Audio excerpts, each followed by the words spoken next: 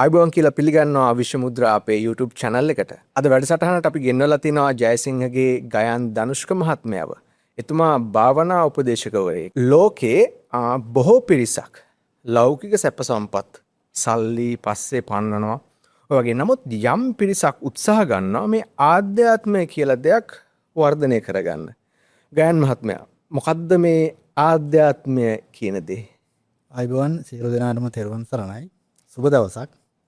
ඉතින් මේ ගොඩාක් කට්ටියට තියෙන ගැටලුව තමයි මොකද්ද මේ ආධ්‍යාත්මය කියන්නේ කියලා. ඔය සමාජය ගත්තොත් එහෙම විවිධ රාමු වලට මිනිස්සු කොටු වෙලා මේක තමයි ආධ්‍යාත්මය කියන්නේ. මම මෙහෙම ඉන්න ඕනේ මේ විදිහට හැසිරෙන්න ඕනේ කියලා අර තමා ඇතුළත ඉන්නවනේ මේ සතෙක් ඕනම මිනිස්සෙක්ගේ සතෙක් ඉන්නවා. ස්වභාවික සතෙක්.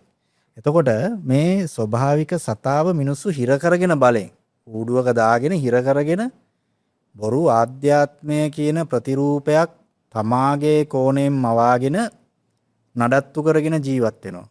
එතකොට ආධ්‍යාත්මික මිනිස්සයා කියලා කියන්නේ අර තමා තුළ ඉන්න අර මම මුලින් සඳහන් කරපු සතා නිදහසේ එළියට දාලා ඒ සතාට නිදහසේ ගමන් කරන්න ඇරලා නැවත කූඩුවට එන විදිහට ඒ සතාව හීලෑ කරගත්ත මිනිස්සයා තමයි ආධ්‍යාත්මික මිනිස්සයා කියන්නේ. එතකොට නමුත් අපි ලෝකේ සම්මතයක් විදිහට දකින්නේ ওই දේ නෙමෙයි. මොකද භාවනා යෝගියෙක් ගත්තාම එතුමා වනවාසීව සමහර කට්ටිය ඉන්නවා. මොකද ලෞකික දේවල් එක ගැටෙද්දී ඔවුන්ගේ ආශාවන් සහ ඒ දේවල් එක්ක ප්‍රශ්න නිසා. නමුත් ඒ වගේ නමුත් දැන් ඔබ කියන්නේ වෙනස්ම කතන්දරයක්. ඔබතුමා කියන්නේ ආධ්‍යාත්මික දියුණුවක් මේ සාමාන්‍ය සමාජයේම ගොඩනගා ගන්න පුළුවන් කියන එකද? ඔව්, ආධ්‍යාත්මිකත්වය කියන්නේ කැලෑවකට කොටු වෙලා මිනිස්සුන්ගේ මේ සමාජයෙන් ඉවත් වෙලා මේ සුදු පාට ඇඳුම් ඇඳගෙන කහ පාට ඇඳුම් ඇඳගෙන සිවුරු පෙරාගෙන මේ ඇටමාල දාගෙන හිස බූගාගෙන මේ අර කෙලින්ම කිව්වොත් එම හඩු පෙරාගෙන ගෙවන්න ඕනි ජීවිතයක් නෙමෙයි ආධ්‍යාත්මය කියලා කියන්නේ. ආධ්‍යාත්මය තමා තුළ මේ ඉන්න මේ සමාජයේ ඉඳගෙනම මේක ප්‍රගුණ කරන්න පුළුවන් කලාවක්. එතකොට මේ මිනිස්සු අර හිතාගෙන ඉන්නවානේ මේ කෝණයක්. ඒ කියන්නේ ආධ්‍යාත්මිකයි කියලා කිව්වහම නේද අඩවන්න වූ දෙනිතින් ඉන්න ඕනේ. ජීවිතේ විඳින්න බෑ හැම දෙයකම සීමාවක් තියාගෙන. ආදරය කරන්න බෑ, කන්න බෑ, බොන්න බෑ, අඳින්න නෑ. නිකන් අර අමුතුම හිර වෙච්ච බන්ධනාගාර ගත වෙච්ච හිර දනුවම් ලැබපු හිරකාරයෙක් වගේ අර නිකන් හිර වෙලා ඉන්න විදිහක් තමයි ආධ්‍යාත්මික මිනිස්සයා කියලා මිනිස්සු ඒ කෝණයෙන් හිතාගෙන ඉන්නේ. අතනම ආධ්‍යාත්මික මිනිස්සයා තමයි නිදහස උපරිම භුක්ති විඳින මිනිස්සයා. ඔබ ඔය කතා කරන්නේ වර්තමානයේ ඔබ ආධ්‍යාත්මය කියලා දකින්න දේත් එක්ක. නමුත් මම අහලා තියෙනවා ඔබතුමා වනවාසීව යම් භාවනාවන් කරලා තිනවා. ඒකේ භාවනාවෙන් අවදි වෙන වෙලාවේ කූඩැල්ලන් ඔබතුමාගේ ඉඳලා අයින් කරලා තිනවා. ඔවැනි කතා. ඉතින් ඔබත් එවැනි ඔබ දැන් ඔය කිව්වා වගේ දුෂ්කර කාල සීමාවන් පහු කරාද ඉගෙන ගන්න නිසාද අපිත් ආධ්‍යාත්මික වශයෙන් දියුණු වෙන්න අවශ්‍ය නම් අපිත් ඒ ගමන් මාර්ගයේම එන්න ඕනද? ඒවයින් අත්දැකීම් ලැබලා ඔබ ගුරුවරයෙක් වශයෙන් කියන්න තියෙන මොන වගේ දෙයක්ද ඒ කාරණාව සම්බන්ධව? මෙහෙමයි. මම ඔබතුමාට මෙතන මගේ මූලාරම්භයේ ඉඳන් මං ගැන හඳුන්වන්නම්කෝ. ඒ කියන්නේ දැන් මම අවුරුදු මේ වෙනකොට 23ක් භාවනා කරනවා. මේ අවුරුදු 18 දී තමයි මම මේ ගමන ආධ්‍යාත්මික ගමන පටන් ගන්නෙ. එතකොට මේ අවුරුදු 18 දී මගේ මූලාරම්භය මම මගේ සීයාගෙන් තමයි මම මේක මෙතනට අවතීර්ණ වෙන්නේ. කවුද ඔබේ සීයා? එයා වෙලා පරණ යෝග ගුරුවරයෙක්. මේ ප්‍රසිද්ධ චරිත නෙමෙයි. ඒ කාලේ හැටියට මේ වගේ මීඩියාස් නැහැනේ. ඔව්. ඒ කාලේ ඉතින් භාවනා කරගෙන තමාගේ යෝගා ක්‍රමවේද ඉගෙනගෙන ධර්මය සියලු දෙනාටම තමා උගත් ධර්මය සියලු දෙනාටම උගන්වමින් හිටපු දැවැන්ත චරිතයක්. ඔව්. මට පොඩි බාධා කිරීමක්. ඒ කියන්නේ එතුමා මේ මම ඔබතුමාගේ තව කතාවක් අහලා තිනවා ලංකාවේ යෝගීවරු සහ ඉන්දියාවේ යෝගීවරු ගැන. ඔබේ සීයා මොන වගේ ශාස්ත්‍රයක් අනුගමනය කරපු කෙනෙක්ද? එතුමා තුළ තියෙනවා ඒ කියන්නේ ඔය පැරණි ලංකාවේ ඉන්න යෝග උගන්වපු ගුරුවෝ ඒ කියන්නේ යෝග ඉගෙන ගත්ත පිරිසකකින් එක්කෙනෙක්. ඒ කියන්නේ එතුමා මගේ සීයා ඉගෙන ගත්තේ ඒ කියන්නේ ඉන්දියාවෙන් ආපු යෝග ශාස්ත්‍රය. එතකොට එයා ඒ දේවල් ඉගෙන ගත්තා කුණ්ඩලිනී ක්‍රමවේද ඉගෙන ගත්තා.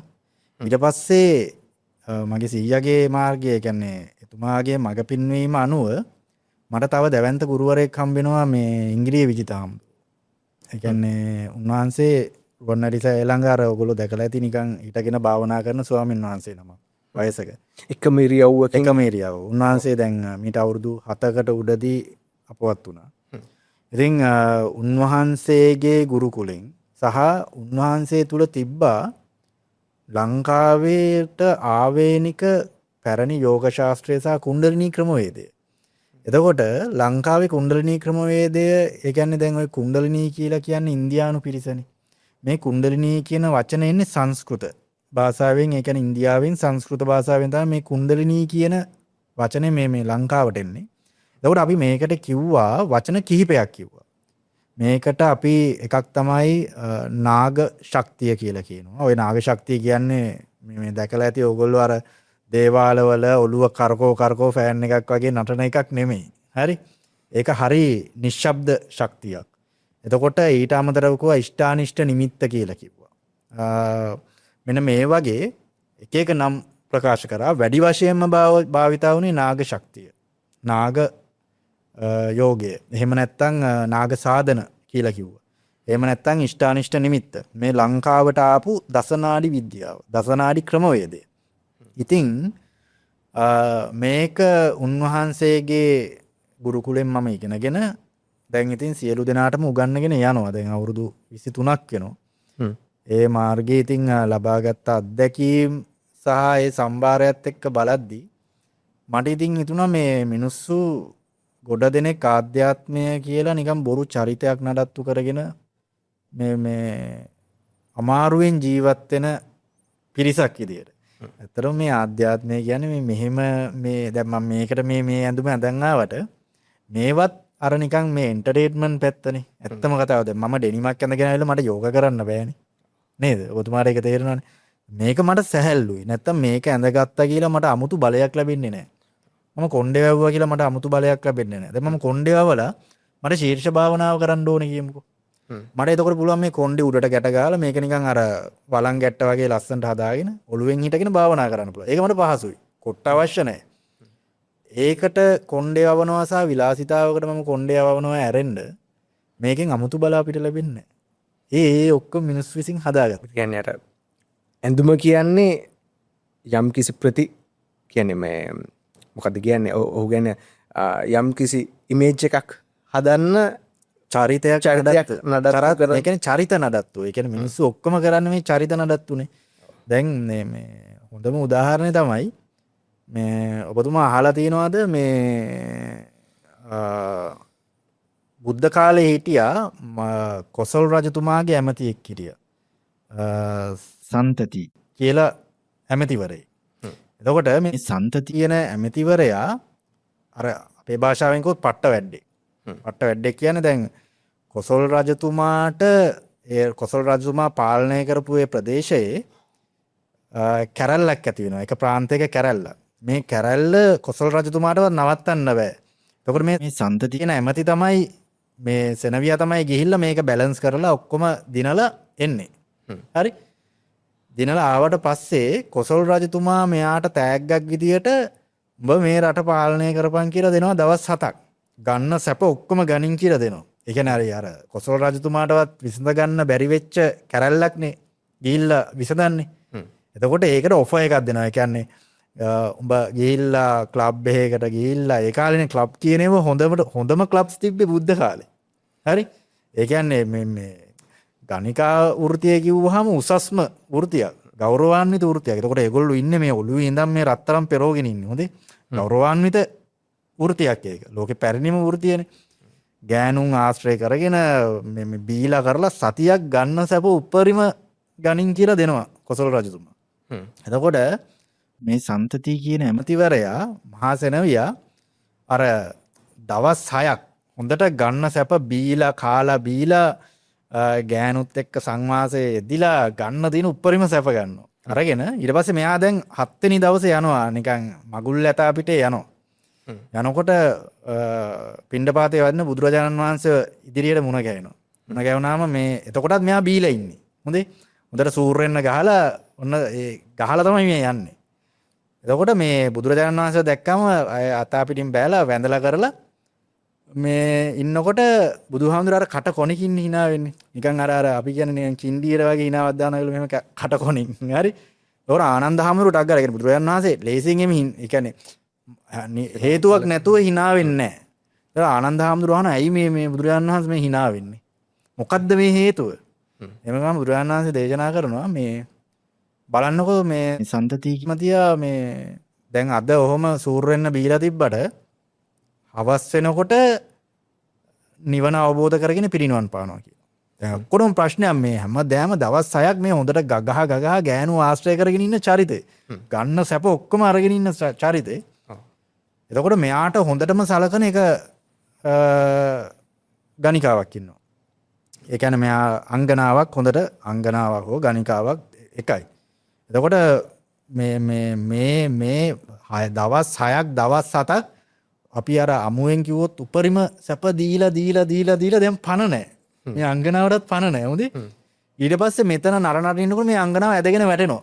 මැරිලා ඇදගෙන වැටෙනවා. ඒ කියන්නේ එච්චරටම මහන්සිලා මෙයා වෙනුවෙන්.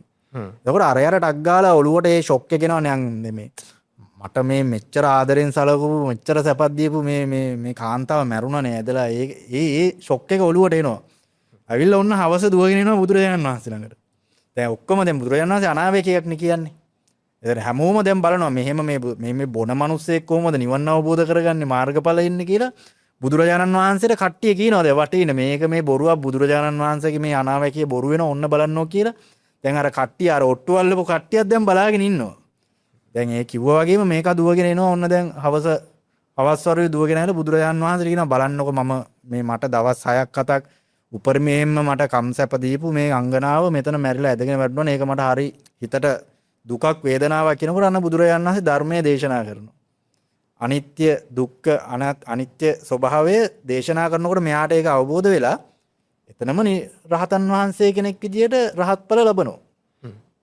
හරි මේ දවස් 7ක් සුර සැප උපරිම ඒ කියන්නේ ගන්න සැප උපරිම ගත්ත මිනිස්සයා 7 වෙනි දවසේ හවස් වෙනකොට රහතන් වහන්සේ කෙනෙක් වෙනවා. ඊට පස්සේ බුදුරජාණන් වහන්සේගෙන් ඉල්ලනවා මේ මට පිරිනිවන් පාන්න අවසරයි කියලා. බුදුරජාණන් වහන්සේ කියනවා එහෙනම් සියලු දෙනාටම පේන්න අහසට නැගලා ප්‍රාතිහාර්ය පාලා පිරිනිවන් පාන්න කියනවා. එතකොට පොඩ බලන්න ප්‍රාතිහාර්ය පානවා කියන්නේ මේ මාර්ගඵලයත් එක්ක ආපු දෙයක් නෙමෙයි. මේ සන්තතිය කියන ඇමතියා භාවනා කරලා මේ කුණ්ඩලිනීය මේ දේවල් අවදි කරගෙන ඒ කියන්නේ ධානලාභියෙක්. නැත්නම් එකපාරට අහසට නැගලා ගින්දර විහිදුවන්න බෑනේ. නේ? ධානලාභී මාර්ගඵලලාභීනුත් හිටියා.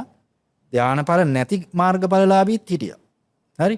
එතකොට මේ අද ඊයේ එදා හවස ආපු ධාන මට්ටමක් නෙමෙයි. එතන තියෙන්නේ. එතකොට මේ සන්තතිය කියන ඇමතිය අර අහසට නැගලා ශරීරයෙන් ගින්දර පිට කරලා ඒක සිංහනාද කරලා මම මේ සසරෙන් එතර වුණා කියලා ඒ දේ කියලා ශරීරය දවා අලු කරගන්නවා. ඒ කියන්නේ සුයිසයිඩ් කර ගැනීමක් මේ කරන්නේ.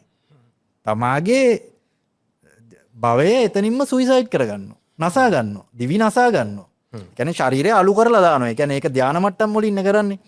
ශරීරය අලු කළා. ඒ කියන්නේ මේ අපි ඉඩා පිංගලා කියලා සුසුම්නා කියලා ප්‍රධාන නාඩි තුනක් තියෙනවානේ. ඒකේ පිංගලා කියන එක. ඒ කියන්නේ සූර්ය නාඩිය, අග්නි නාඩිය ඇක්ටිව් කරලා දවා අලු කරලා දානවා. හරි? එතකොට පොඩ්ඩක් හිතන්නකෝ මේ ධානලාභියා දවස් 7ක් ඉන්නේ සැපාරගෙන. ධානලාභියෙක්. හරි?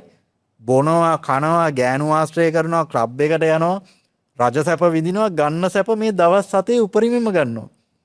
හැබැයි අර දැන් කාලේ ඉන්න ධානලාභීන් වගේ අඩවන් වූ දෙනෙතින් සුදු වැඳගෙන හිර වෙලා ඉන්නවද නැහැනේ? ආධ්‍යාත්මික මිනිස්සෙක්. අන්න ඒකයි කියන්නේ මිනිස්සු ආධ්‍යාත්මය කියන එක අද කාලේ බොරු මවාපෑමක් හදාගෙන කන්නෙත් නෑ, බොන්නෙත් නෑ, විඳින්නෙත් නෑ, අර විඳින එකාට විඳින්න දෙන්නෙත් නෑ, කන එකාට කන්න දෙන්නෙත් නෑ, බොන එකාට බොන්න දෙන්නෙත් නෑ. උන්ටත් ගගහ හිර වෙලා ඉන්නවා. ඔකට ප්‍රධාන හේතුව මම හිතන්නේ මේ මිනිස්සුන්ගෙන් එන චෝදනාව ඔබ මේවා කර කර උඹට පුළුවන් ද බං මේ වගේ දේවල් වලට යන්න මේ වගේ ආධ්‍යාත්මික දේවල් වලට යන්න ඔය වගේ චෝදනාත් එක්ක තමයි මං හිතන්නේ මිනිස්සු වෙනම චරිත මේන්ටේන් කරන්න හදන්නේ. ඔව් ඇත්තටම ආධ්‍යාත්මික මිනිස්සයාගේ චරිත නඩත්තුවක් නැහැ. ඒ කියන්නේ මමත්වය කියන එක දුර්වලවන්නේ තියෙන්නේ. අර පංච උපාදානස්කන්ධය තියෙන මමත්වය. ඒ කියන්නේ මේ රූප වේදනා සංඥා සංස්කාර විඥාන කියන කොටස් පහ මේක විසිරලා තියෙනවා. මමත්වයේ කියන චරිතයක් ගන්නෙ නෑ පංච උපාදානස්කන්ධේ. එහෙම් පිටිම එයා දකින්නේ යෝනිසෝ මනසිකාරීව ලෝකේ. ඒ කියන්නේ මේ දැන් කට්ටියක් නිවනක් නැතුව නිවනක් හොයනවනේ. දත් මිටි ගාගෙන මිනිස්සු නිවන් යන්න මේ try සතර පොයේටම මේ සිල් අරගෙන හැම පොයකටම නේද මේ නිර්මාංශ වීගෙන දැන් අපේ මේ තේරවාදී සෙට් එක නිවන් යන්න පට්ට ගේමක් දෙනවනේ. එතකොට දැන් අර සන්තති කියන ඇමතිතුමා මේ එහෙම ගේමක් දුන්නේ නෑ මට නිවන් යන්න ඕනේ කියලා නෑ හිතුවේවත් නෑ ගණන් ගත්තෙත් නෑ සැප අරගෙන ඉන්නකොට තමයි රහත් ඵල ලබන්නේ. ඔච්චර පැය 24ම බුදුරජාණන් වහන්සේට අප උපස්ථාන කරගෙන ඉන්න ආනන්ද හාමුදුරුවන්වත් බැරි වුණා ආනන්ද හාමුදුරුවන්ටත් බැරි වුණා නිර්වාණය අවබෝධ කරගන්න. උන්වහන්සේ ඉන්නම කාලේ ජීවමානව ඉන්න කාලේ මේ සන්තතිය ඇමති මේ සතියක් සැප අරගෙන මේක එකපාරට රහත් ඵල ලැබලා සසරෙන් එතර වෙනවා. නිවන කියන්නේත් අපි නිවනක් නැතුව හොයන්න යන්න නරකයි. අපිට අවශ්‍ය වෙලාවට ආවෝ මේක ළඟට එනවා. හැමදේම සරලයි. අපි කිසිම දෙයක් බලාපොරොත්තුවක් නැතුව අර බුදුහාමුදුරුවෝ කියන්නේ අතීතයේ කියන දේ ඉවත් කරන්න. අතීතයේ වේදනාව ඉවත් කරන්න, අනාගතයේ තියෙන බලාපොරොත්තු ඉවත් කරන්න.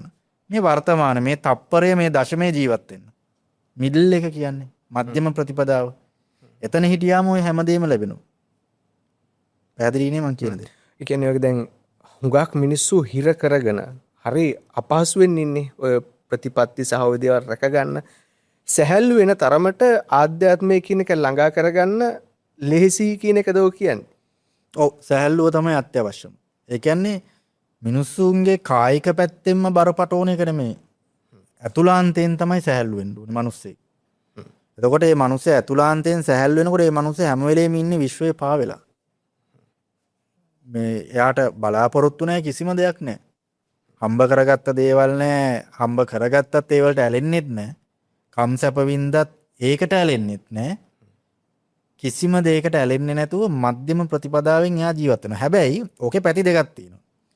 ඒ කියන්නේ ලෞකික ලෝකෝත්තර කියලා දෙකක් තියෙනවා. එතකොට ලෞකික පැත්තේ ඉන්න ආධ්‍යාත්මික පිරිස ඉන්නවා අධික ඇලිලා ඉන්නවා. ඒගොල්ලෝ අපි කියමුකෝ ඔය බ්‍රහ්මතලවල ඉන්න කට්ටිය. ඒගොල්ලොන්ට බණ කිව්වත් බුදු කෙනෙක් වැඩලා තේරුමක් නැහැනේ.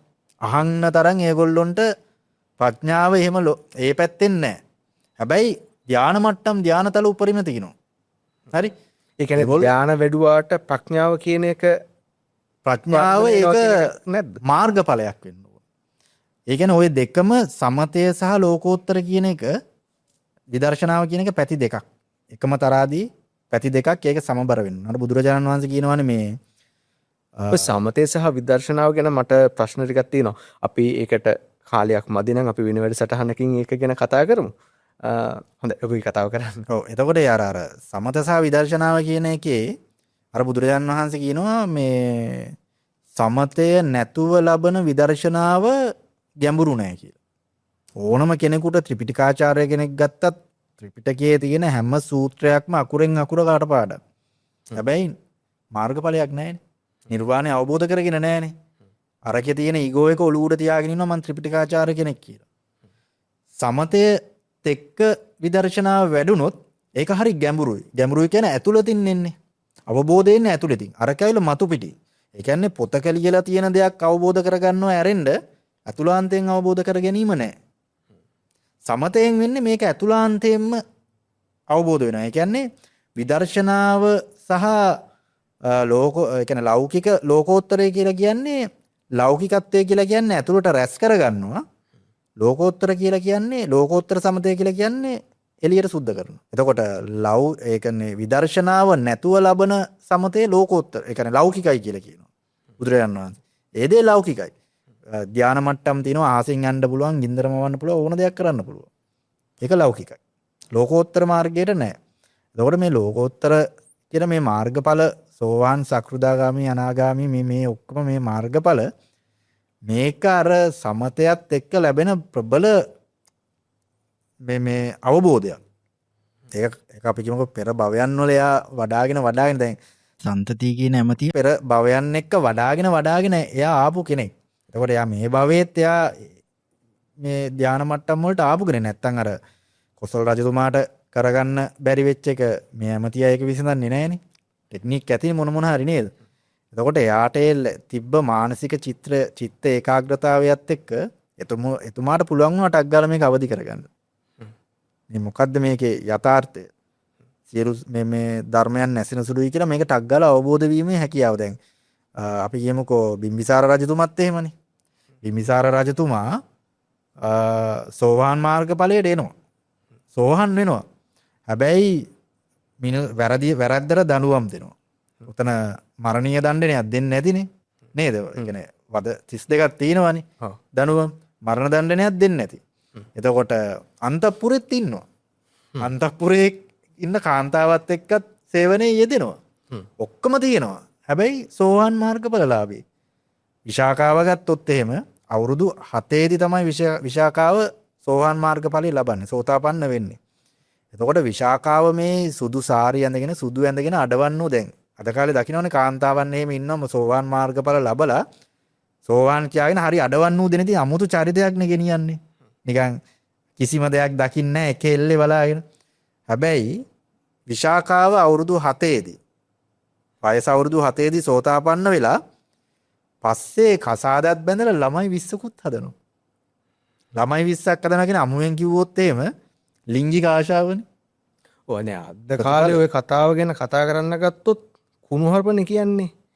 කියන්නේ සමාජ මාධ්‍ය ජාලා හැම සෑහෙන මඩ ගහයි දැන් ඔය වගේ තත්ත්වයක් උඩ. හිතන්නකෝ දැන් ඒ කාලේ ඒ වගේ කතා දැන් ඇත්තටම බුදුන් වහන්සේ කියන්නේ සිදුහත් කුමාරයා විවාහ වෙන්නේ අවුරුදු 16න්. ඉතින් ඒ වගේ හිස්ටරියක් තිබ්බේ අපිට. නමුත් දැන් වර්තමානයේ වෙද්දී සෑහෙන දේවල් හිර වෙලා තියෙන දෙයක් පේන්නේ දැන්. ආධ්‍යාත්මික චරිතයක් දිහා බලන්නෙත් මිනිස්සු අමුතු විදිහකට. ඉතින් එතකොට මිනිස්සුන්ට එතනින් අර තේරෙන්නේ කියන්නේ වෙනම චරිත නඩත්තු කරන්න වෙලා තියෙන්නේ ඒ නිසා. ඉතින් මේ එහෙම වෙන්න ඕන නෑ කියන කතාව තමයි මේ කියන්නේ. වර්තමානයේදී යම් පිරිසකට උමනා කරලා තිබුණත් ආධ්‍යාත්මය කියන්නේ මොකද්ද කියන දේ ස්පර්ශ කරන්න ඒගොල්ලන්ට කාලයක් නෑ. සෑහෙන පීඩනයක් එක තමයි මිනිස්සු ජීවත් වෙන්නේ. ඉතින් ඒ මිනිස්සුන්ට මොන වගේ දෙයක්ද කියන්න තියෙන්නේ? මෙහෙමයි පීඩනය කියලා දාගන්න දේ ඒ තමා තුළ තියෙන අවබෝධය. ඒ කියන්නේ පීඩනය කියන එක සාපේක්ෂයි. පුද්ගලයාගෙන් පුද්ගලයාට සාපේක්ෂයි. එතකොට දැන් අපි ඔබතුමා තව කෙනෙක්ගේ පීඩනයක් දකින්නේ සමහරක් විට ඒක හරි සරලව දකින්න පුළුවන්. එතකොට අර පීඩනය විඳින කෙනා ඒක හරි ලොකුවට දකින්න පුළුවන්. අර කතාවක් තියෙනවානේ මේ ප්‍රශ්නය තමාගේ නොවන තාක්කල් පිළිතුර දාර්ශනිකයි කියලා. එතකොට ආධ්‍යාත්මිකත්වයේ තියෙන සමතයේ තියෙන වැදගත්කම තමයි අර මම කිව්වනේ යා මේ පංච උපාදානස්කන්ධය යා මමත්වය කියන එක නෑ ඊගෝ එක යා මම කියන චරිත ඉවත් කරලානේ තියෙන්නේ. එතකොට එයා මේ දේවල් ඔක්කොම එයාට බාරගන්නේ නෑ. ඒ කියන්නේ ඒ හැඟීම එයා ගන්නෙ නෑ. එයා මේක අල්ලගෙන නෑ. එතකොට අල්ලාගන්නේ නැති වෙන තරමට එයාට ඒක දැනීම හරි අඩුයි. දැන් අපි කියමුකෝ ගොඩාක් කට්ටිය මේ යන්නේ ආලෝකයක් වාගෙනනේ. දැන් මාර්ගඵල ගත්තත් ඔබතුමාට මතක් වෙන මාර්ගඵලයක් කිව්වහම ආලෝකයක්ද අඳුරක්ද? ආලෝකයක්නේ. එතකොට ආධ්‍යාත්මික තලයක් ගත්තොත් එහෙම ධාන තලයක් ගත්තොත් එහෙම ඔබතුමාට මතක් වෙන්නේ අන්ධකාරයේද ආලෝකයේද? ආලෝකය. එතකොට මිනිස්සුන්ගේ ඔළුවට දාලා දිනවා මේ ආලෝකයක් පසුපස හඹාගෙන යන්නනේ. එතකොට ඒක ඇවිල්ලා අර හරියට පළ ගැටියා වගේ. දැන් පළ ගැටියත් එහෙමනේ පළ ගැටිය කරන්නේ පන්දමක් දැක්කොත් ලයිට් එකක් දැක්කොත් රොත්ත පිටින් මේ ආලෝකයේ පස්සේ නෙලවන්නේ. අන්තිමට මොකද වෙන්නේ? දැවිලා අලු වෙලා යනවනේ. හැබැයි මේ මිනිස්සුන් දන්නේ නැහැ ආධ්‍යාත්මිකත්වයේ මාර්ගඵල මේ සියලු දේම තියෙන්නේ අන්ධකාරයේ බව. ඒකට හේතුව තමයි දැන් මේ ආලෝකයටත් හොඳට බැබලෙන්න හේතුපාදක වෙන්නේ අන්ධකාරයනේ. ආලෝකයට කවදාකවත් ආලෝකයක් ඉදිරියේදී බැබලෙන්න බෑනේ. අන්ධකාරය වැඩි වෙන්න තමයි ආලෝකය විහිදෙන්නේ. එතකොට මේ සියලු දේම තියෙන්නේ මොකේද? අන්ධකාරය තුල තමයි සියලු දේම සැඟවී තියෙන්නේ. ආලෝකයටත් විහිදෙන්න අන්ධකාරය උදව් කරනවා වගේම අපිට එන සියලුම කරදර ගැටලු ස්වභාවික විපත් එතකොට භෞතික හිරිහැර විපත් එතකොට අවමන් මේ හැම දෙයක්ම එන්නේ අර අපේ මනසේ ඒකාග්‍රතාවය ලබා ගන්න ජීවිතේ හදාගන්න ටර්නින් පොයින්ට් එක. එයාට අර සබහාදාමෙන් ටොක්ක්ක් දෙනවා. ප්‍රඥාව අවදි වෙන්න එයාගේ ලයිට්නින් එක කියන එක අවදි වෙන්න ඔන්න ඔය කරදරෙත් එකට තැලෙන්නනේ මෝහත් වෙන්නේ. ඒ වගේ ඒ පුද්ගලයාට අවබෝධ වෙනවා මේ ගැටලු එන්නේ අර යෝනිසෝ මනසිකාරීව ලෝකේ දකින්න. මේ ගැටලුව මට එන්නේ මෙන්න මේ දේ අවබෝධ කරවන්න කියන එකේ ඒ පුද්ගලයා සමතෙන් ඉන්නේ. එයාට ඒ ප්‍රඥාව තියෙනවා. ප්‍රඥාව පහළ වෙච්ච ප්‍රඥාව කියලා කියන්නේ තර්ඩ් අයි එක. නිකන් 아무තු දෙයක් නෙමෙයි. ඔය තර්ඩ් අයි එකේ අවදි තුනක් තියෙනවා. විඥානමය මේ ප්‍රඥාව, සුතුමය ප්‍රඥාව, භාවනාමය ප්‍රඥාව කියලා අවදි තුනක් තියෙනවා. හරි? එතකොට මේ ලෙවල්ස් එකේ ඉන්න කෙනෙකුට අර මේ ලෝකය දකින්න විදිය වෙනස්. අර බුදුරජාණන් වහන්සේ සිත හතරකට බෙදලා තියෙනවානේ. කාමාවචර සිත, රූපාවචර සිත, අරූපාවචර සිත සහ ලෝකෝත්තර සිත කියලා. එතකොට මේ කාමාවචර සිතෙන් තමයි මේ ලෝකේ පෘථග්ජනයා සහ ලෞකික සියලුම ජනතාව මේ කාමාවචර කියන සිතෙන් තමයි ලෝකය දකින්නේ. ඒ කියන්නේ මේ ඇස් දෙකෙන් දකින ලෝකය. මේ සියලුම භෞතික ඝන වස්තුන් සියලුම දේවල් මිනිස්සු දකින්නේ කාමාවචර සිතෙන්. එතකොට මේක නෑ අරක නෑ කියලා පිළිගන්නේ නැත්තේ සියුම් දේවල් ඒගොල්ලොන්ට පේන්නේ නැත්තේ සාමාන්‍ය පුද්ගලයෙක් තුළ තියෙන කාමාවචර සිතක්. එතකොට භාවනා කළ ධානලාභී තලවලට එතකොට මාර්ගඵල තලවල වලට ඉන්න කට්ටිය ඒගොල්ලෝ ලෝකය දකින්නේ රූපාවචර අරූපාවචර ලෝකෝත්තර කියන සිත් වලින්. ඒ කියන්නේ ලෙවල්ස් ඒවා. ඒකට ඒ ෆ්‍රීකවෙන්සි මේ සියලු දේම ෆ්‍රීකවෙන්සි. හරි? මේ ෆ්‍රීකවෙන්සිස් මත තමයි සියලුම ශක්තියින් පදනම් වෙලා තියෙන්නේ. එතකොට මේ ශරීරයේ භෞතික ශරීරයත් මේ එක්තරා ශක්තියක්. ශක්තියකින් ඒ කියන්නේ ආපෝ තේජෝ වායෝ පඨවි කියන මේ සතර මහා භූතයන්ගෙන් එකතු වෙලා හැදිච්ච ඝන වස්තුවක්. මේක විහිදෙනවා. විසිරෙනවා. කවදා හරි විසිරිලා යනවා, දිරලා යනවා. එතකොට ලෝකයේ දකින්න අන්නේ මේ විදිහට තමයි ආධ්‍යාත්මික පුද්ගලයා යෝනිසෝ මානසිකාරය. එතකොට එයාට අරක ප්‍රශ්නයක් නෙමෙයි. ගැහුවත් මම කියන ඊගෝ එක නැහෙනි. එයා ඒක බාරගන්නේ හරි සරලව. එයා ජීවිතේ විඳිනවා. බොන මිනිස්සයා වෙරි වෙන්න බොනවා. ඒක ඇලෙන්නේ නැහැ. එතකොට අඳින මිනිස්සයා අඳිනවා. එක ඇඳුම් අඳිනවා. ඒකට ඇලෙන්නේ නැහැ. එතකොට මේ විඳින මිනිස්සයා ලිංගිකවද බේබදු කමින්ද හැම දෙයකින්ම එයා විඳිනවා. හැබැයි එයා ඇලෙන්නේ නැහැ. එයා ඒ ස්වභාවය අර සරකාණිගේ කතා පුවතත් ඒවනේ. සරකාණි කියන්නේ එයා බොනවා හොඳට සූර් වෙන්න ගහන චරිතයක්. හැබැයි සරකාණි මරුණාට පස්සේ බුදුරජාණන් වහන්සේ කියනවානේ මේ සෝතාපන්න ඵලය ලැබපු උතුමෙක් කියලා කියනවානේ. ඇලෙන්නේ නැහැ. කිසිම දෙයකට ඇලෙන්නේ නැහැ. ඉතින් අර මේ මිනිස්සු හදාගෙන තියෙන රාමුව හරි වැරදි. ඒ කියන්නේ විශේෂයෙන් අපේ රටේ මේ ලංකාවේ. මොකද ලෝකේ ඉන්න අන්තවාදී මේ කියන්නේ තේරවාදී රටවල් වලින් අන්තවාදීම තේරවාදීෝ ඉන්නේ ලංකාවේ. අන්තවාදී. මොකද දැන් තායිලන්තේ ගත්තත් තේරවාදී රටක්නේ. තායිලන්තේ තමයි අපේ ලංකාවට වැඩිය වැඩිම මාර්ගඵලලාභී ස්වාමින් වහන්සේලා දහස් ගාණක් වැඩි ඉන්නේ තායිලන්තේ. මොකද ලෝකේ වැඩිම ගණිකා නිවාසය කියලා හඳුන්වන්නේ තායිලන්තේ. එහා පැත්තේ ගණිකා නිවාසය තියෙනවා, මේ පැත්තේ පන්සල තියෙනවා. හාමුදුරුවෝ කවදාකවත් ඒකට ගිහිල්ලා කෑ ගහනවද? ඕක නවත්තපන් කියලා. නෑ. උන්වහන්සේලා පිණ්ඩපාතේ යනවා. ගිහියන්ට විදින දේ විඳින්න දෙනවා. උන්වහන්සේලාගේ ගමන උන්වහන්සේලා යනවා. මේක අපේ රටේ තිබ්බනම් මේ සංස්කෘතිය කොහොමද? කොස්සු ඉදල් අරගෙන ඇවිල්ලා ගමේ මිනිස්සුන් එකතු කරගෙන නේද කෑ ගාගෙන ඕක නවත්තලා දාපන් කියලා ඕක නවත්තලා දාලා අන්තිමට හාමුදුරුවෝ පන්සලේ තියාගෙන ඒක විඳිනවා. ඇත්ත කතාව ඒකනේ. මේ අමුවෙන් කියනකොට මිනිස්සුන්ට බාර ගන්න අමාරුයි. මේ අමු වචන තමයි සත්‍ය දෙන්නේ. හොඳේ. ඕකටම තවත් එක කාරණයක් බුදුන් වහන්සේ වැඩ සිටි එක් ස්ථානයකට එහා පැත්තේ අර උරු ඝාතකාගාරයක් සම්බන්ධව කියන්නේ ඒකත් බාධාවක් කරගන්නේ නැහැ උන්වහන්සේගේ ධර්ම ප්‍රචාරණයට සහ ධර්ම දේශනයන් වලට. ඔව් ඉතින් අම්මපාලිලා ඔය ඔක්කොම ඉන්නේ බුද්ධ කාලේනේ. ඒ කියන්නේ අපි අර කෙලින්ම කිව්වොත් එහෙම මේ සුපිරිම ගණිකාවෝ ඉන්නේ බුද්ධ කාලේ.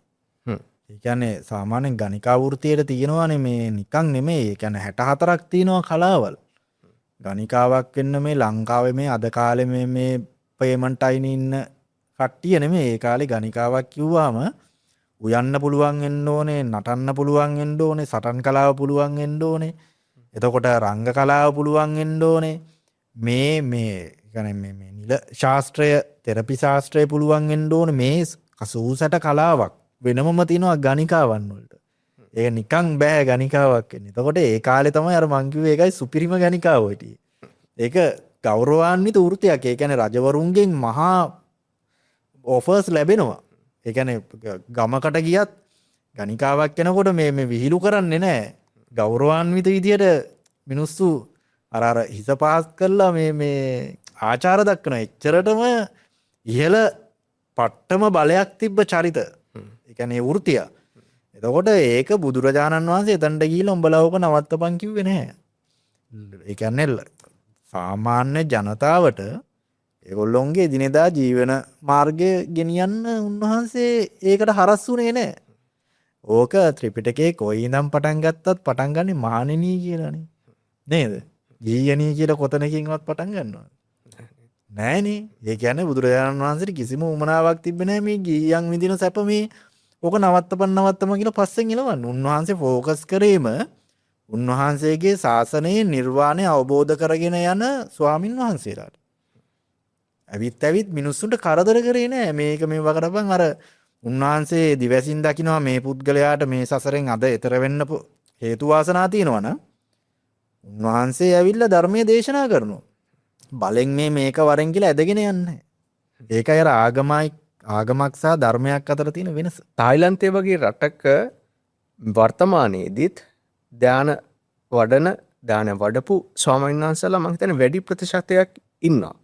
ඒ භාවනා ක්‍රම එක ලොකු පිරිසක් එකතු වෙලා ඉන්නවා. ඔබ කියන විදිහට ඒ වගේ එන්වයරන්මන්ට් එකක් තමයි තියෙන්නේ. නමුත් ඒක එක බාධාවක් කරගෙන නැහැ.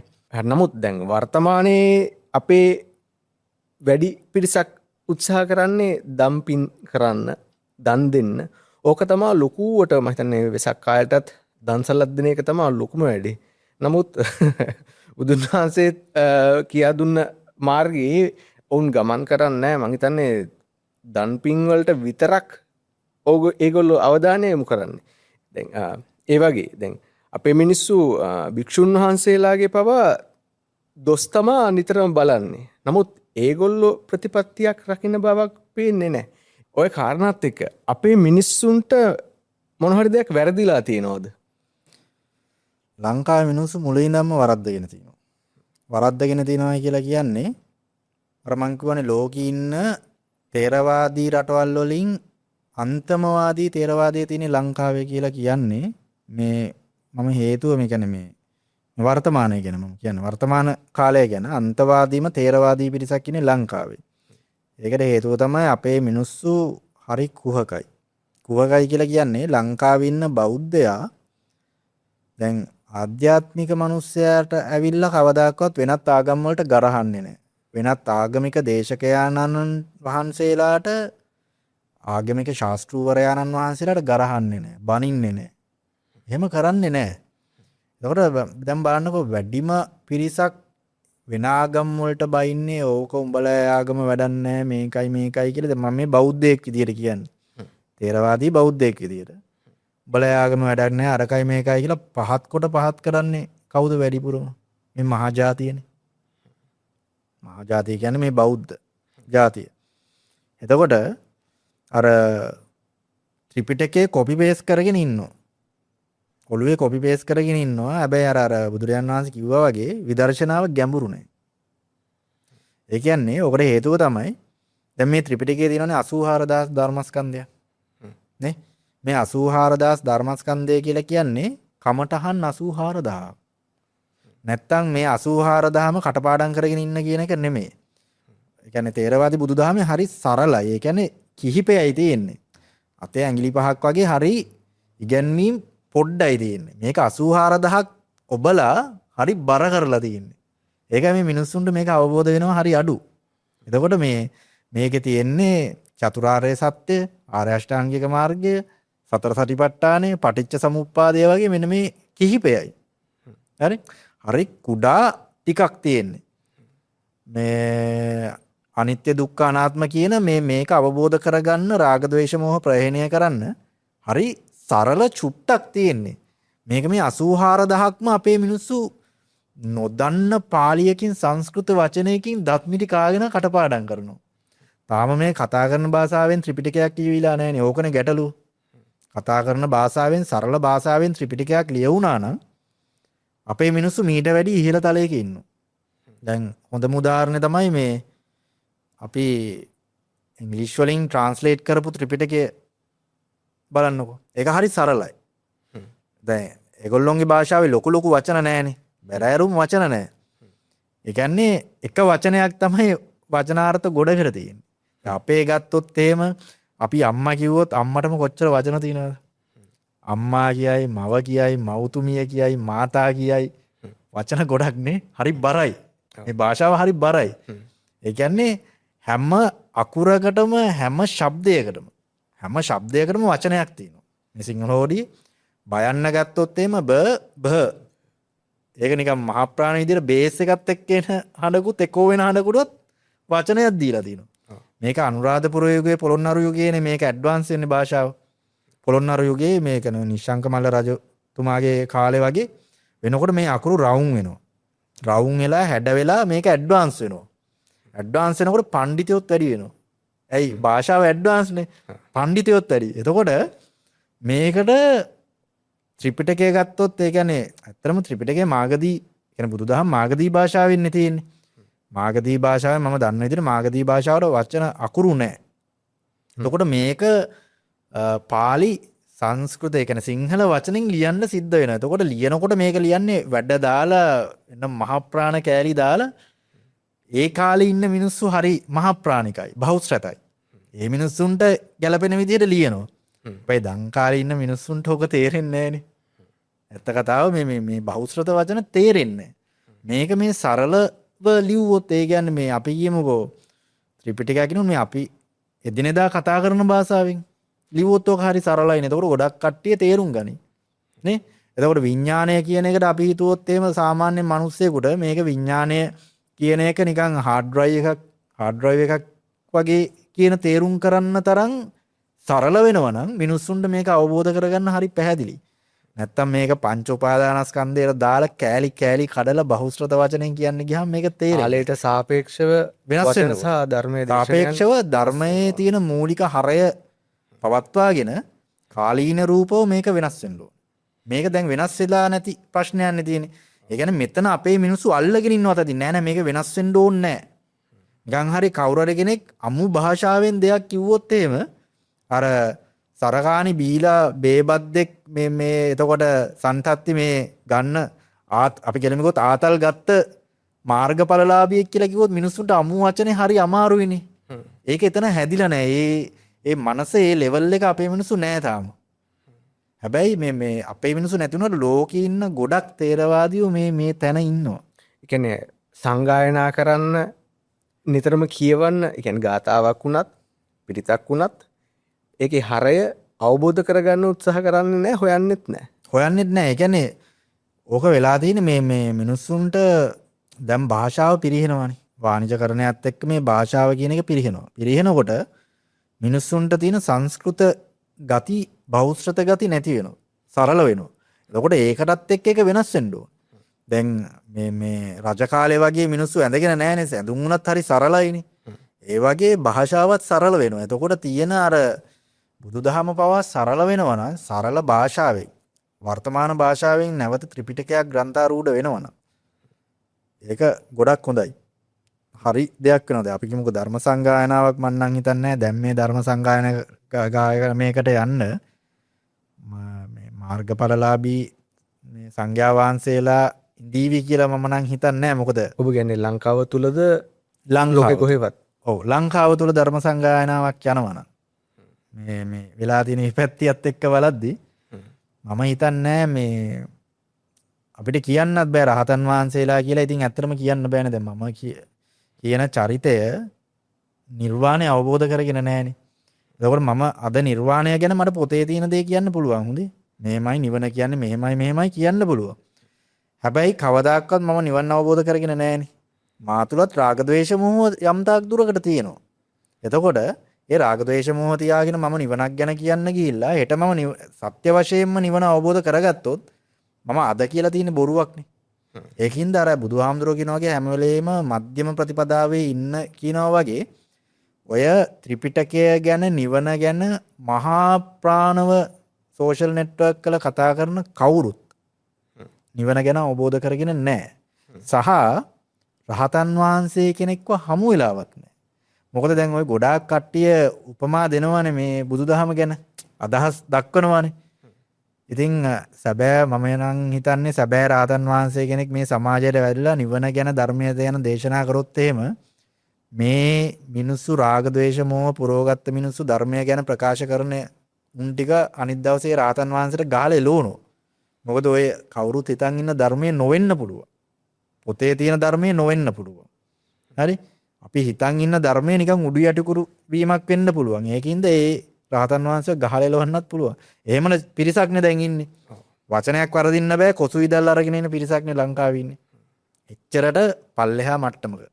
frequencies ඔක්කොම vibrations. මේ vibrations හරියට මම හිතන්නේ බුදුහාමුදුරුවෝ මුලින්ම කිව්වා කෙනෙක් කියන්නම් වාලේ දේවල් විශ්වාස කරන්න එපා. අඩුම වශයෙන් උන්වහන්සේ කියන දේ පවා Taman ඒ ගැන අධ්‍යයනය කරලා ඒක ගැන තර්ක කරලා කාලාම සූත්‍රයේ කාලාමට තමයි ඒක දෙන්නේ. ඒ කියන්නේ මෙහෙම විශ්වාස කරන්න එපා කියන එක නෙමෙයි. ඔව් එතන කියන්නේ ඔව් නෑ ඒ කියන්නේ ප්‍රඥාවෙන්. ඒ කියන්නේ විමසලා බලලා ඒක කරගන්න කියලා කියන. ඒ කියන්නේ දැන් මම කිව්වොත් එහෙම ඔබතුමාට මේක පිළිගන්න කියලා කිව්වොත් ඔබතුමා ඒක පිළිගන්න අවශ්‍යතාවයක් නැහැ. එතකොට අසවල් තැන තියෙනවා, අසවල් පොතේ තියෙනවා, අසවල් ගුරු පරම්පරාවෙන් තියෙනවා, මගේ පරම්පරාවෙන් මේක කිව්වා කියලා පිළිගන්න එපා. ඒක වැරදි කියන එක නෙමෙයි. දැන් බුද්ධ දේශනා බුදුරජාන් වහන්සේ ධර්මස්කන්ධය දේශනා කරද්දී ඒක වරදින්න විදිහක් නැහැනේ. එතෙන්ද කියන්නේ ඒක එකෙල්ලේ බාර ගන්න එපා. ඔයා ප්‍රැක්ටිකලි තියරිස් නෙමෙයි ප්‍රැක්ටිකලි මේක විඳලා ප්‍රඥාවෙන් ප්‍රත්‍යක්ෂ කරගන්න. ප්‍රත්‍යක්ෂ කරගත්තාම තමයි ඒකේ හරය තේරෙන්නේ. නැත්නම් අර බුදුරජාන් වහන්සේ කියන එක වැරදි කියන එක නෙමෙයි එතන. ඒ කියන්නේ අර සෝවාන් මාර්ගඵලලාභියෙකුට සෝවාන් වුණාම එයාට අර මේ කුසල් තුනක් ඒ කියන්නේ මේ සංස්කාරයේ බැඳෙන ධර්මතා තුනක් ප්‍රහීන වෙනවානේ. අර සක්කාය දිට්ඨි, විචිකිච්ඡා, සීලබ්බත පරාමාස කියන තුනක් යනවානේ ප්‍රහීන වෙනවානේ. එතකොට එයා බලන්නේ මේ අර මේ විචිකිච්ඡාව කියන එක එයාට නැහැ. සැකය කියන එක නැහැ. ඒ කියන්නේ සැකය කියන ධර්මය ගැන සැකය නැහැ කියලා කියන්නේ පොතේ තියෙන එක එකපාරට පිළිගන්නවා කියන එක නෙමෙයි එතන. එයා ධර්මය ගැන එයා ප්‍රායෝගිකව එතන එයා අත්හදා බලනවා. එයාට ඒක අවබෝධ වෙනවා ගැඹුරින් ඇතුළාන්තයෙන්. එතකොට මේ එයා ඒ පුද්ගලයා කිව්වොත් මේ ත්‍රිපිටකයේ මේ තියෙන කොටස වැරදි කියලා කිව්වොත් එයා කියන්නේ අවබෝධයෙන්.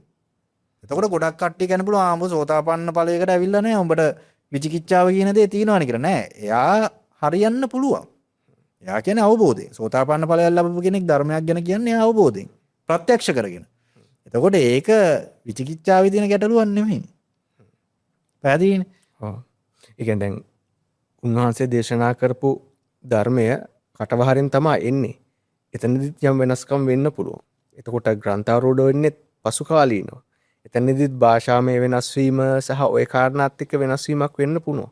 නමුත් ඔබ කියන විදිහට යම් අවබෝධයක් තුලින් කවුරු හරි දේශනා කළොත් ඒක මිනිස්සු පිළිගන්න සූදානම් නැති තත්ත්වයක් තියෙන්නේ. ඒ කියන්නේ පිළිගන්න සූදානමක් කියන එක නෙමෙයි. දැන් ලංකාවේ නම් අනිවාර්යයෙන්ම මේක පිළිගනින් කියන මතේනේ ඉන්නේ. එතකොට දැන් ඕක අනුරාධපුර යුගයේ ග්‍රන්ථාරූඪ වෙනකොට අපි S2 දකින්නේ නැහනේ. මොකක්ද උතන වෙන්නේ කියලා. රහතන් වහන්සේලා මේකට සහභාගී වෙනවා. එතකොට ධර්මදර මහා පඬිතයෝ මේකට මේ ග්‍රන්ථාරූඪ කරනකොට එකතු වෙනවා. එතකොට අපි දන්නේ නැහැ උතන රහතන් වහන්සේලා කියාගත්ත අද කාලේ වර්තමානෙත් ඉන්නවනේ කට්ටියක් රහත් වෙලා කියලා. අන්න ඒ වගේ කට්ටිය කෙලින්ම කිව්වොත් ඒ වගේ රහත් කියන ව්‍යාජ්‍යත්වයක් තියාගෙන ඉන්න සිවුරු දාගත්ත පොරවලුත් එකතු වෙන්නත් පුළුවන්. අපි දන්නේ නෑ ඒක. රාවණ කියන එකත් බිස්නස් එකක් කරගෙන තියෙනවා. බිස්නස් එකක් නේ. එතකොට ඔය එක මාර්ගඵල කියන එකත් බිස්නස් එකක්. ඒ කාලෙත් ඒ මාර්ගයක්. හොඳම උදාහරණය තමයි මේ දේවදත්ත. දේවදත්තත් කියන්නේ මම බුදු වුණා කියාගෙන හිටියේ. එතකොට දේවදත්ත කියන්නේ මහා 이르දිමති. ඒ කියන්නේ දේවදත්ත කියන්නේ ගින්දර මවන්න පුළුවන් මේ විශාල නාගයෙක් කියලා වෙන. එයා ඔය ධානා මට්ටම් පෙන්නලා තමයි 이르දි ප්‍රතිහාර පාලා තමයි එයාගේ අනුගාමිකයෝ වැඩි කරගත්තේ. 이르දි ප්‍රතිහාර. එතකොට එයා ආධ්‍යාත්මිකයි. මහා 이르දිමතෙක්. එතකොට දේවදත්ත තෙරත් කිව්වේ මමත් මාර්ගඵලලාභියෙක් මමත් බුද්ධත්වයට පත් වෙලා කියලා. එතකොට ඒ කාලෙත් හිටියානම් දැන් මේ අදත් ඉන්නේ දේවදත්තලා ඕනතර. මම රහත් වුණා කියාගෙන මාර්ගඵලලාභියෙක් කියලා. ඉතින් අද කාලේ එහෙම පොරවල් හිටියනම් ඒ කාලෙත් ඉන්න පුළුවන්. නේද? එතකොට ඔය ඔක්කොම මත කටවහරින් එනකොට සමහරක් වෙලාවට බුදුහාමුදුරුවෝ ඔබට කියපු වචනය ඒක වෙනස් වෙලා චේන්ජ් වෙලා මම කියන විදිහට වෙනස් වෙලා එන්නත් පුළුවන්. කටවහරින් එන්නේ. අටුවා ටීකා ටිප්පණි මේවා එකතුවක්නේ මෙතන. එතකොට මේ අටුවාවල තියෙන මේ කතා ගත්තොත් එහෙම ජනවහරෙන් එනවා මේවා වෙනස් වෙන්න පුළුවන්. ඒකම නෙමෙයි. නැත්තම් ඉතින් අර හොඳම උදාහරණය තමයි ත්‍රිපිටකයට ඉන්දියානු සංස්කෘතියෙන් ඒ කියන්නේ Hindu ආගම් වලින් එකතු වෙච්ච ඔය කොස්මොලොජි මැප් එක ගත්තොත් එහෙම මේක තියෙනවානේ මේ කියන්නේ මේ පෘථුවිය පැතලී කියන මතේනේ හිටියේ ඉස්සර මිනිස්සු. මේ පෘථුවිය ගැට්ටක් තියෙනවා. මේක වෘත්තාකාරයි පැතිලි. එතකොට මේක ත්‍රිපිටකයටත් එනවානේ. මහා මේරු පර්වතයක් තියෙනවා යොදුන් 84000ක් උසයි. 84000ක් උඩට විහිදලා තිනවා 84000ක් යටට විහිදලා තියෙනවා. එතකොට ඉරහඳ කියන එක දෙපැත්තේ කැරගෙනවා. එහෙම මතයකනේ හිටියේ. එතකොට මේක මේ ජෛන ආගම් වලත් තියෙනවා. ෂඩ් දර්ශන වලත් තියෙනවා. මේක ඇවිල්ලා තරංගයක් නේ. ඒ කියන්නේ අපේ බුදුන් උසස්. එතකොට Hindu කට්ටිය කියන අපේ ශිව උසස්. ඔන්න ෆයිට් එකක් තියෙනවා මෙතන. කොච්චර වුණත් ෆයිට් එකක්. මේ ගැටුමක් තියෙන්නේ. එතකොට අර Hindu වේද ශාස්ත්‍රවල තියෙනවානේ කොස්මොලොජි මැප් එක. ඒකෙත් මේරුදණ්ඩ තියෙනවා. මහා මේරු පර්වතය තියෙනවා. මේක. එතකොට ඕකට දානවා මේ අපිටත් තියෙනවා කියලා අන්න හරක මේකට ඔබනවා. එතකොට Hindu දාමේ තියෙනවා මේ තල 14ක් ගැන සඳහන් වෙනවා. ඒ තල 14 බ්‍රහ්මත් ඉන්නවා. උඩම බ්‍රහ්ම ඉන්නවා. එතකොට මේ ලංකාවේ ත්‍රිපිටකයේ තේරවාදී ධර්මයේ තල 32ක් ගැන කතා වෙනවා. වැඩිපුර දාලා ඒකෙත් බ්‍රහ්ම ඉන්නවා.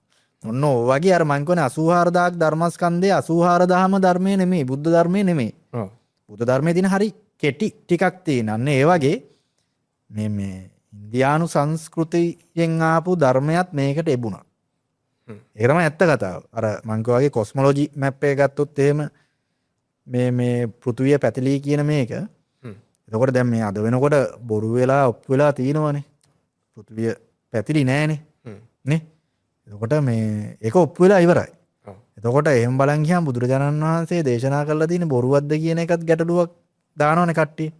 මේ බුදුරජාණන් වහන්සේ කියලා තියෙන බොරුවක් නේ. බුදු කෙනෙක් එහෙම බොරු කියන්නේ නෑනේ.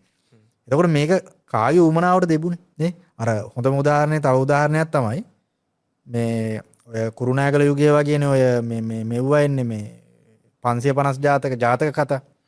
එතකොට මේ ජාතක කතාවට අර මේ ඉන්දියානු සංස්කෘතියෙන් සහ අපේ හෙළ සංස්කෘතියෙන් ආපු රාවණ පුරාවෘතයක් තබනවානේ. රාමට දානවා මේ බෝධිසත්වයන් දාලා එතනත් කතා පුවතක් කෙන ශෝකයක් ගැන කතාවක් කරනවා. එතකොට රාම කුමරු තමයි මේ සිද්ධාර්ථ කුමාරයා පෙර භවයේ.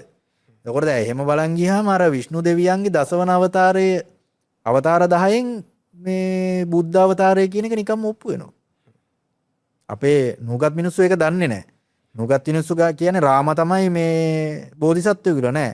රාමව එතනට බෝධිසත්ව විදිහට ගත්තොත් එහෙම නිකම්ම අර විෂ්ණුගේ අවතාර 10න් බුද්ධ අවතාරයේ සත්‍යයක් වෙනවා. තව කෙනෙකුගේ අවශ්‍යතාවය මතේ ප්‍රකාශ කරන්න ඒ සංස්කෘතිය සහ ඒ කියන්නේ ඒ මොකද්ද? ඒ දහම යම් විකෘති කිරීමක් කරලා තියනවා වගේ එකක්. විකෘතියක් කියන්නේ උතන ඝට්ටනයක් තියෙන්නේ. ඒ කියන්නේ මම තමයි මුදුනා මම තමයි జగතා කියන එක බුද්ධ සංස්කෘතිය කියන්නේ මේ අපේ බෞද්ධ සංස්කෘතියෙත් තිබ්බා. ඒක බුදුරජාණන් වහන්සේගේ තියෙන ගැටලුවක් නෙමෙයි. නැත්තම් ඕක තේරවාදී මහායාන කියලා බෙදාගන්නේ නැහනේ. එතකොට ලංකාවේ මහායාන ධර්මයක් තිබ්බ තේරවාදී ධර්මයක් තිබ්බා. ඔය අබේගිරිය කියන එක ඇයිලා මහායාන ධර්මයේනේ. ඒක ලිබරල් වාදීනේ නිදහස් චින්තකයන් හිටිය තැන. එතකොට තේරවාදී මහා විහාරයත් වෙනමම තිබ්බා. මේ දෙක දෙපැත්තෙන් තිබ්බා. එතකොට මේ මහායාන කියන සංකල්පය නැති කරන්නේ මූලිකම වෙන්නේ කවුද? තේරවාදී කට්ටිය. එතන ඝට්ටනයක් තියෙනවා. ඝට්ටනයක් කියන්නේ. මේ සියල්ල ඇතහැර දාගෙන යන කට්ටිය ගැටෙනවා. ඒ කාලේ ඉඳන්ම කොච්චර උනත් අර මං කිව්වනේ මිනිස්සු මතු පිටින් පෙන්නන දෙයට වැඩිය ඇතුළාන්තයේ සතෙක් ඉන්නවා. ඒ සතාව හංගගෙන ඉන්නවා. හැබැයි ඒක පෙන්නන්නේ උඩින් හරි උජාරුවෙන් පෙන්නනවා මම හරි තැම්පත් මම හරි සිල්වත් කියන චරිතය නඩත්තු කරන හැබැයි ඇතුළෙන් සතා. කියන්නේ නිහතමානී අර නැති කෙනෙ මාන්‍යයකින් ඔළුව උදුමෝගත්ත තමන් දන්න දේ තමා හරි කියලා සහ තව කෙනෙක්ට ඇහුම්කන් දෙන්න කැමැත්තක් නැහැ. ඔයද අර මේ බුදුදහම කවදා හරි ලංකාවේ තමයි ඉතුරු වෙන්නේ කියලා කියනවනේ. ඒක බුදුහාමුදුරු ත්‍රිපිටකයේ කොහෙවත් නැහැ. ඒකත් මේ අපේ රටේ මිනිස්සු කියන කතාවක්. බුදුදහම කවදා හරි මේ ලංකාවේ ධර්මදීපයේ තමයි ඉතුරු වෙන්නේ කියලා කියන මේ රටේම මිනිස්සු තමයි මේ කියන්නේ. මේක ඊගෝ එක. එතකොට මේ කාලයක් මේ උපසම්පදාව නැති වෙනවා මේ රටේ. එතකොට තායිලන්තයට පින් සිද්ධ වෙන්න තමයි එහෙන් තමයි උපසම්පදාව අරගෙන එන්නේ. නැත්තම් මේ වෙනකොට බුදුදහමක් නැහැ. බුදුදහම හොයන්නවත් නැහැ. මුදේ දැන් ඕ වගේ දෙයක් ආයි ඉස්සරහට වෙන්න බැරි නෑ. නේ? දැන් තායිලන්තේ මීට වැඩිය සක්‍රීයයි නං තේරවාදය. මේ අපේ රටේ හිතනවද සක්‍රීයයි කියලා? නේ? ආමුදුරවරු බලන්නකෝ පන්සල් වල ගෙවන ජීවිතේ. අපිට සියල්ල අතහරින්න කියලා උන්වහන්සේලා සියල්ලම වඩා ගන්නවා. සියල්ලම අල්ල ගන්නවා. අන්න ඒකයි මම කියන්නේ මේ මිනිස්සු ආධ්‍යාත්මයක් කියන එක පටලවාගෙන තිනවා. ආධ්‍යාත්මික මිනිස්යාට ජීවිතේ විඳින්න පුළුවන්. දැන් මම අවුරුදු 20 ගාණක් වඩලත් මම ජීවිතේ විඳිනවා. මම කවදාකවත් උගන්නන මගේ ස්ටුඩන්ට්ලාට කියන්නේ නැහැ උඹලා මේක කරන්න එපා අරක කරන්න එපා කියලා. මම ඒ දේවල් ඔක්කොම කරලා ඒගොල්ලොන්ට කියනවා නම් තරුණ පරපුරට මේක කරන්න එපා අරක කරන්න එපා කියලා. හොඳ දේවල්, හොඳ වැරදි දේවල් නෙමෙයි. කරන්න එපා කියලා කියනවනම් මං අමු කුහකෙක් වෙන්න ඕනනේ. නේ? ගුරුවරයා ඒ දේ විඳලා අනිත් මිනිස්සුන්ට මෙදින්න එපා කියලා මේ කාම කියන ගංගාවෙන් එතර වෙන්නමයි ඕනේ. එතර වෙලා තමයි ඒක අවබෝධ කරගන්න පුළුවන්. ඒක නවත්වන්න පුළුවන් මේකේ එතරනේ. ඒ කියන්නේ කාම කියන ගංගාවට බහින්න ඕනේ. බැහැලා මේකේ පීනගෙන යන්න ඕනේ. පීනගෙන ගිය මිනිස්සයා තමයි එතර වෙන්නේ. එතර වීමක් නෙවෙන්නේ මේ හැම දෙයකින්ම. බහින්න නැතුව එතර වෙන්න බෑ. බහින්න නැතුව එතර වෙන්න බෑනේ. එතකොට ගඟේ මුල ඉඳන් මෙහෙම මේකේ ගැඹුර බලන්නත් බෑ. ඒකට පැනලා ඒකෙන් එතර වෙලා යන මිනිස්සයා තමයි ගිලෙන්නේ නැතුව මේකෙන් එතර වෙන්නේ සදහටම. නැත්තම් වෙන්නේ චීවරයක් දරාගෙන හිටියත් කලිසමයි ෂර්ට් එකයි ඇඳගෙන හිටියත් මේ මිනිස්සයාට ඒකේ අත්දැකීම් එක්ස්පීරියන්ස් එක නැත්තම් ඇතුලෙන් පිච්චි ජීවත් වෙන්නේ. ඉතින් ඇයි ඇතුලෙන් පිච්චෙන්නේ? නිදහස කියන්නේ නිදහස භුක්ති විඳින මිනිස්සයාට.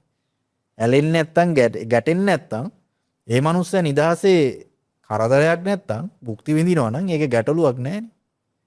ඒක හරි. මම තව දෙයක් අහන්න ඕන ඔය ආධ්‍යාත්මික කියන පැත්ත සහ ලිංගිකත්වය. ඔය දෙකේ මොකක් හරි සම්බන්ධයක් තියෙනවා කියලා මම අහලා තියෙනවා.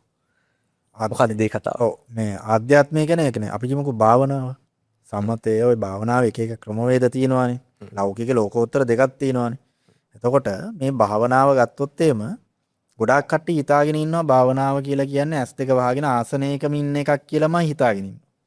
ඕක මං කියන්නේ පුද්ගලයාගෙන් පුද්ගලයාට සාපේක්ෂයි කියලා. එතකොට කාම සූත්‍රයේ මේ ලෝකෙට හඳුන්වලා දෙන්නේ ඍෂිවරයෙක්. ධානතලවල ඉන්න ඍෂිවරයෙක්. ඔයක ලස්සන කතාවක් තියෙනවා. ඒක අපි වෙනම කතා කරමු. ඒ කියන්නේ ශරීරයකට චිත්ත පරකාය ප්‍රවේශය වෙලා රජතුමාගේ ශරීරයට ගිහිල්ලා රජතුමාගේ කාන්තාවන් එක්ක සංවාසයේ යෙදිලා ඒ ගන්න එක්ස්පීරියන්ස් එක තමයි මේ ඍෂිවරයා ලියන්නේ පොතට. හරි? එතකොට වෙනමම තියෙනවා තන්ත්‍ර යෝගවල තියෙනවා රතු තන්ත්‍ර කියලා කොටසක්. ඒකට තියෙනවා රෙඩ් තන්ත්‍ර කියලා කියනවා. මේ රෙඩ් තන්ත්‍රවල කියන්නෙම ලිංගිකව එකතු වෙනකොට දෙන්නගේ වයිබ්‍රේෂන්ස් එක එකක් වෙනවා. දෙන්නෙක් නෙමෙයි. ඒ වයිබ්‍රේෂන් එක එකක් වුණාම ඒගොල්ලොන්ගේ ආධ්‍යාත්මය අවදි වෙනවා. ඒ කියන්නේ අපි කියනනේ සූරාන්තේ ඒ කියන්නේ එක්කෙනෙකුට වෙලා එක්කෙනෙකුට නැති වෙන්නේ නැහැ. මගින් නැති වෙන්නේ නැහැ. ඇති වෙනස් ෆ්‍රීකවෙන්සි දෙකක් කෙනෙක් වෙන්න පුළුවන්ද? එහෙම උනොත් ගැලපෙන්නේ නැහැ වෙන්න. අරයට පුළුවන් ඒ කියන්නේ අපි කියමුකෝ ආධ්‍යාත්මික තලයේ ඉන්න පුද්ගලයෙකුට පුළුවන් ධානා මට්ටම් වල ඉන්න කෙනෙකුට පුළුවන් මේ ෆ්‍රීකවෙන්සි එකට මැච් වෙන්න. මැච් වෙලා ඒ දෙන්න එක්කෙනෙක් වෙනවා. එක්කෙනෙක් වුණාට අද කාලේ ලිංගිකත්වයේ යන්නේ සෙක්ෂුවල් එක යන්නේ දෙන්නෙක් වෙලානේ. ටක් ගාලා සූරාන්තයට ගිහිල්ලා ඉවර වෙච්ච ගමන් අතහැරලා දාලා දුවනවා. එහෙමනේ ඔළුවේ තියෙන. එහෙම නැත්නම් අනිත් පැත්ත හැරලා නිදා ගන්නවා. එහෙම නෙමෙයි. ස්පිරිචුවල් සෙක්ස් කියන එක මේක තන්ත්‍ර යෝග වලින් ලස්සනට තියෙනවා. මේවා මිනිස්සුන්ට අවශ්‍යයි. මේ ලංකාවේ මිනිස්සුන්ට මේ ස්ටැමිනා වැඩි කරගන්න, ඇඟේ තියෙන ලෙඩ රෝග නැති කරගන්න මේ ජිම් වලට ගිහිල්ලා නෙමෙයි. මේකත් ස්ටැමිනා, මේවත් එක්සර්සයිස්, කාඩියෝස්. මේවා වෙන්න ඇඟේ තියෙන විස ඉවත් වෙනවා. හරි? මානසික ඒකාග්‍රතාවය වර්ධනය වෙනවා, ස්ට්‍රෙස් එක අඩු වෙනවා. ඒ කියන්නේ ස්ට්‍රෙස් එකට හොඳම බෙහෙත තමයි මේ සෙක්ෂුවල් එක්ස්. ඒකත් හරියට ස්ටැමිනා හදාගෙන කරනකොට අපි කියනවා චක්‍ර කුණ්ඩලිනී වල තියෙන ඕක ලස්සනට සඳහන් චක්‍ර පව අඩු වෙනවා. ඒක භාවනාවක්.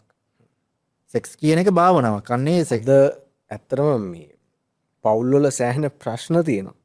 මම හිතන්නේ ඔය කියන සෙක්ස් ආධ්‍යාත්මය සහ සෙක්ස් ඔය කියන දෙකේ අවබෝධය මිනිස්සුන්ට තිබ්බනම් මං හිතනවා මේ පෞල් ජීවිතය පවා සාර්ථකයි. ඔව් එහෙමයි. දැන් ඇත්තටම පෞල් ජීවිතයක් ගත්තොත් එහෙම ගොඩාක් මිනිස්සු අද කාලේ මේ සම්බන්ධතා හටගන්නේ හෝමෝන්ස් වලින්නේ. ඒ කියන්නේ සෝල් ටු සෝල් එකතු වෙලා නැහැ. හෝමෝන් ඇත්තම ගොත් හෝමෝන් එකක් නිපදවන්නේ.